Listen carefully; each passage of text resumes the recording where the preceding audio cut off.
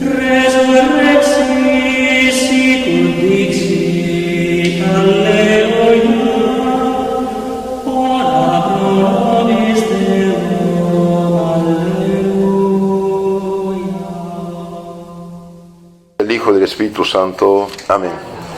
Queridos hermanos, en este tiempo de resurrección, quiero hacer un pequeño resumen de las lecturas que acabo de escuchar. Capítulo 20 de San Juan, vemos que María Magdalena, cuando llegó el domingo, primero de la semana, en la víspera domingo, llegó con las demás mujeres a la tumba y todavía era oscuro, pero vio removida la losa. ¿Y qué hace esta mujer? Sin saber qué pasó, corrió a decir a los apóstoles que habían robado el cuerpo del Señor. Bueno, ella no sabe qué pasó, pero dio una noticia, digamos, que no es muy correcta. Y vemos Simón Pedro y el otro discípulo, que es Juan, vienen corriendo al sepulcro.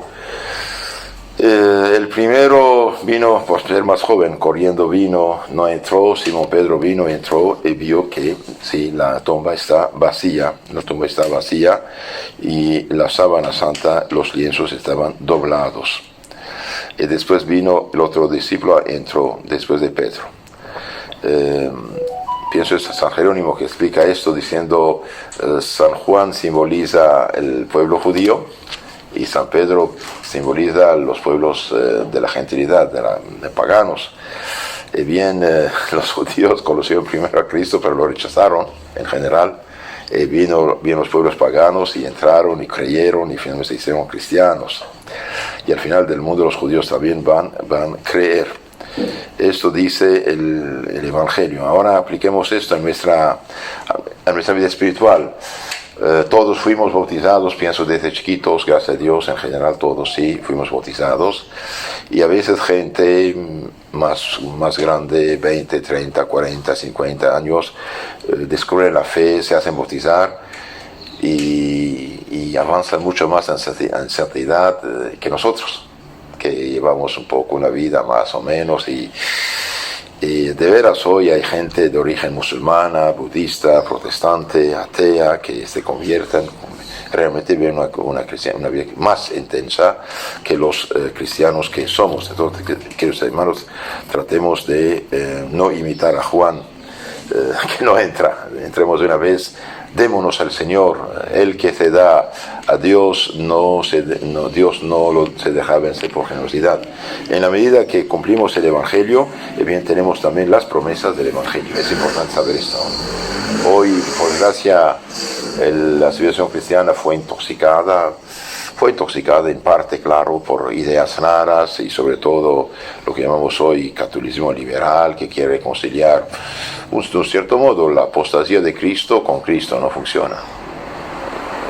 El liberal no tiene convicciones, el liberal ha sido filosófico, teológico, no puede ser. ¿Somos o no somos cristianos? Si somos cristianos, debemos actuar, comer, beber, vestir, trabajar, negociar, vivir como cristianos según el Evangelio. La norma de nuestra vida debe ser el Evangelio. Y el Evangelio dice, amar a Dios más que todo y al prójimo como a sí mismo. El que me ama guarda mis mandamientos, dice el Señor. El Evangelio dice que hay cielo, que hay infierno, que hay Dios y que hay diablo, que hay mandamientos, que hay sacramentos. Y nuestro Señor dijo, sin mí nada podéis hacer. Entonces les aconsejo, en lugar de mirar películas y pasar horas y horas en las redes sociales, lean la doctrina, lean el Evangelio, lean el catecismo, que es la cadena del Evangelio, lean la vida de los santos, que son los campeones de Cristo que vivieron el Evangelio en su vida. Por eso, en la primera carta de San Pedro, capítulo 2, de 1 a 10, San Pedro nos da este consejo. Carísimos, depuesta toda malicia, dejen de lado la malicia y todo engaño, que no es digno de cristianos, y los fingimientos, hipocresías y envidias y todas las distracciones. Como niños recién nacidos, apeteced, busquen con ansia la leche del Espíritu sin mezcla de fraude. ¿Cuántas cosas dice en una sola frase, no? Depuesta toda malicia. Malicia viene del mal y del maligno. Después a toda malicia y todo engaño, todo fraude. El diablo es engañoso y tramposo. Y los fingimientos significa la hipocresía, poner una cara que no corresponde, fingir. es una hipocresía, es de los fariseos. También la envidia, ser triste del éxito ajeno, ser triste de los bienes ajenos.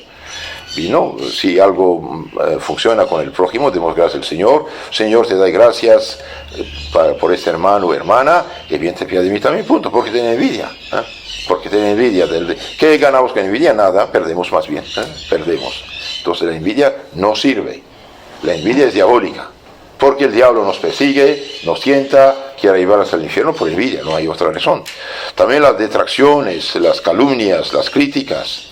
Como niños recién nacidos, nosotros fuimos recién nacidos por el bautismo, pero esta gracia del bautismo tenemos que dejarla viviente en nuestra alma, y si hemos tenido la desgracia de perderla por el pecado, ustedes saben, con pecado mortal se pierde la gracia, la santidad, la caridad del Espíritu Santo.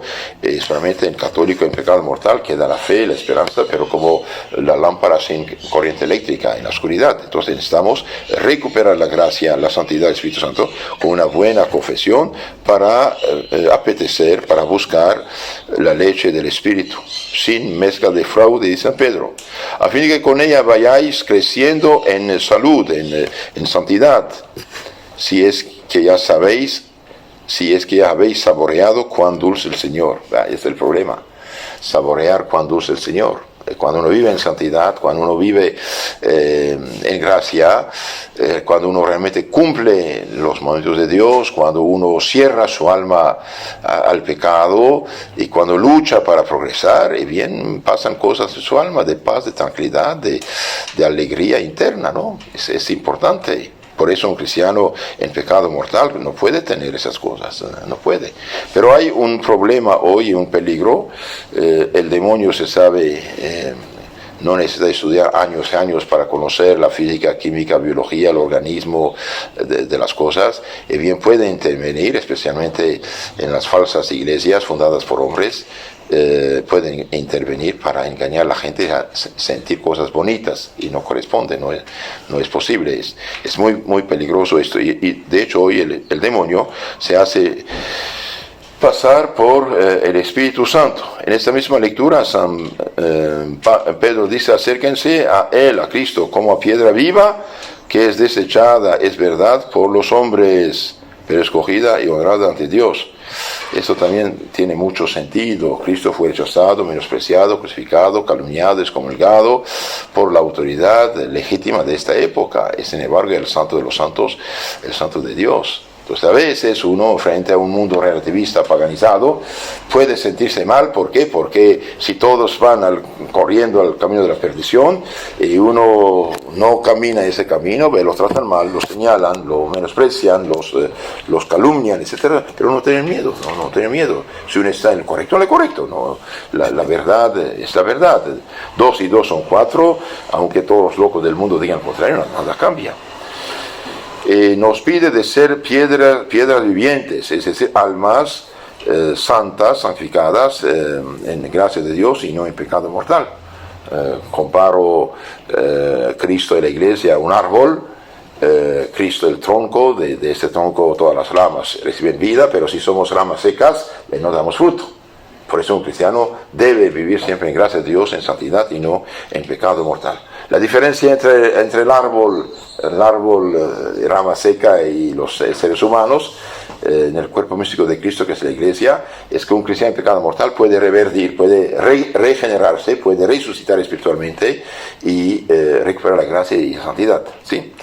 Después dice San Pedro algo muy hermoso, hablando del pueblo cristiano, muy hermoso, pero por desgracia mal entendido, es una catástrofe.